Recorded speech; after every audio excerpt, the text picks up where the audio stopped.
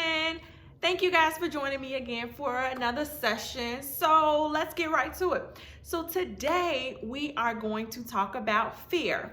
I know I've been having conversations with different people, and when it comes to the things that we want to do, so many people are kind of boggled down with fear, and fear keeps them from doing the very thing that they're destined to do, the thing that God has put in them, but they're kind of afraid to step out to do it. So I want to talk about it a little bit today. So when you think about the word fear, fear is a primitive, powerful emotion that alerts us in the presence of danger. So your body goes through two stages. Either one stage is the biochemical response, which is also known as the fight or flight. So in the fight or flight, your body is preparing for either you're going to put some action, you're going to fight, or you're going to run. So it's preparing your body to do either one, but your heartbeat is racing, your blood is kind of moving really fast, like everything is going to the action of let's do it. And then you have the emotional response to fear, which is it's the same emotions that you use when you're excited. So, when you're getting on a roller coaster at like Great America or something like that, some people enjoy that. I am definitely afraid of it, when it comes to getting on those roller coasters. I am not going to put myself in harm's way. So therefore, I'm going to stay on the ground. But it's that same emotion when it comes to getting on that. Some people love that rush of excitement, and some people don't. And it's okay one way or the other when it comes to that type of response, because you know what your body can handle physically. So you either enjoy it or you don't. So those are the two types of responses to fear. But when it comes to doing a thing in your life that you really want to do, you don't want to allow, that fear to hinder you, because fear can actually put you in a state of where you cannot move. It puts you in a state of delay for your dreams. It puts you in a position where you are kind of stuck, and you don't want to have that mentality of being afraid to do things, being afraid to take the next step, being afraid to open the door, being afraid to make that phone call that you need to actually walk you into your destiny. So when it comes to, some causes of fear, sometimes people have trauma in their lives that, emotionally has set them up to a place of where, okay, well, I know in the past, this was what happened to me, so I'm afraid to do it again. So that kind of, gets you into that emotional response when you kind of tread those waters again.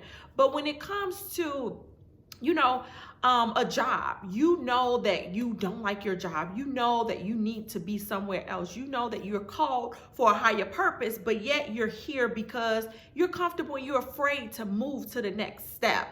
And that you're afraid that if you take another job, then you may lose this job. You might lose that job. You don't have seniority in a new job. So you're afraid that if you move to the next place, then you won't keep, where you are. But you have to understand that in life, you have to take chances. You have to understand that your safety net is already there. Your safety net was provided for you at birth. When God created you, He created your safety net, and you can't see it right now, but you just have to know that faith comes by hearing the word of God and reading also. So when you kind of plant those seeds in your life, you understand that your safety net is there. So all you have to do is make the step to actually do it. And then, whatever happens, just know that you're going to be caught if you make a fall. Don't be afraid to fall. If kids were always afraid to fall, they would never go outside.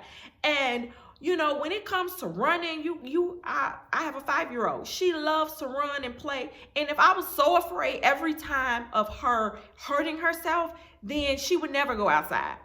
So I just want you to understand that you can't be afraid to fail, because failure actually molds you. It helps you to understand where you need to be. If you're afraid to take the next step and you never actually do, then how do you know that that's not what you're going to be great at? How do you know that that wasn't something that was divinely appointed for you? You would never know because you didn't try. So when you think about it, you are doubting yourself. You are basically depreciating your own value when you say, well, I'm afraid to do it, so I'm not going to do it. So you're telling yourself that I can't do it. I am not worthy of being able to do this, because when you say that you're not going to do it and you know that your life has to progress from where it is today, then you have to make that step. And the only way you can do it is if you actually make it happen. Like, you can't sit up here and say over and over again what you need to do, but yet you don't never make the action, because you're going to be living in the same spot that you are in now when you should be further.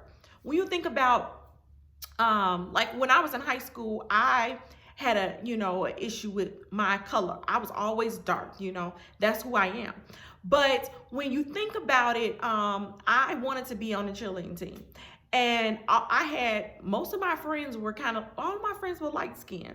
I had, my best friend in high school was light, and most of the people around me were light. So I kind of felt like, because I was dark skinned, I wasn't going to make the cheerleading team.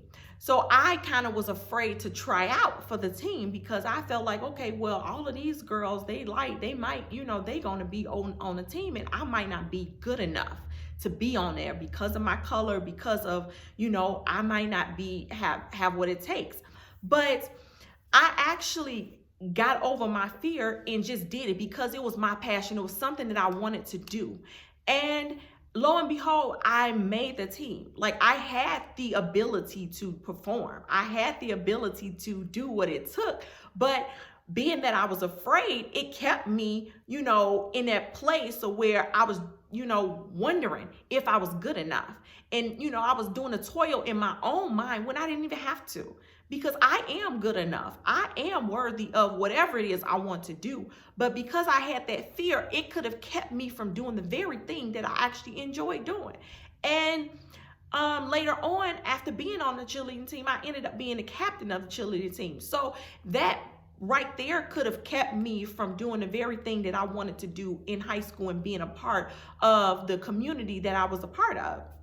So you have to understand that fear can keep you, fear can hinder you, fear can keep you nailed in a position where you really want to be in a different spot, but you really are afraid to get there. That's what fear does to you. Fear can boggle you down and have you, thinking that you're not good enough, thinking that you don't deserve it, but you really do. You have to understand that you deserve everything that you desire.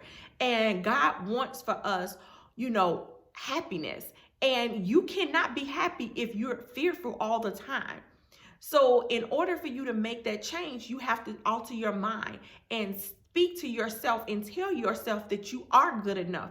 You can have what your desires are. You can be greater than where you are today, and that you are great.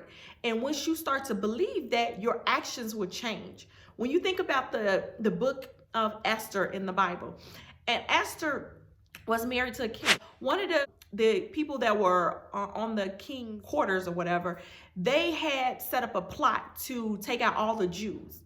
And once Esther found out about the plot, she was having a conversation with another one of the members of the team, and she knew that she was a Jew. Her king did not know that she was a Jew, though. So he was married to the very person that he approved the death of. So fast forward the story. Once she found out, she had to make a choice. The choice was either keep who she was a secret and allow the king's people to kill off all Jews, including her family, and keep herself a secret, or speak up and not be afraid to state who she was. And the fact that she took the road of leaving the fear behind and not being afraid that she was going to be killed anyways, she stepped up and she informed the king that she was indeed a Jew. And when she did that, the king dissolved the whole plan to kill off all the Jews. But that took courage for her. That took for her to leave fear aside and believe in what she desired, which was to save her people. And so because of that, she ended up saving all of the Jews. And then the person that created the plot to kill the Jews, he was actually killed. So you just have to understand that fear can keep you from doing the very thing that God has destined for you. And you don't want that. So you just have to understand, when you believe in yourself and you understand your worth, then you will leave fear aside and step out and be courageous. So just remember that you are who you say you are. And when you make those actions, then you can be great.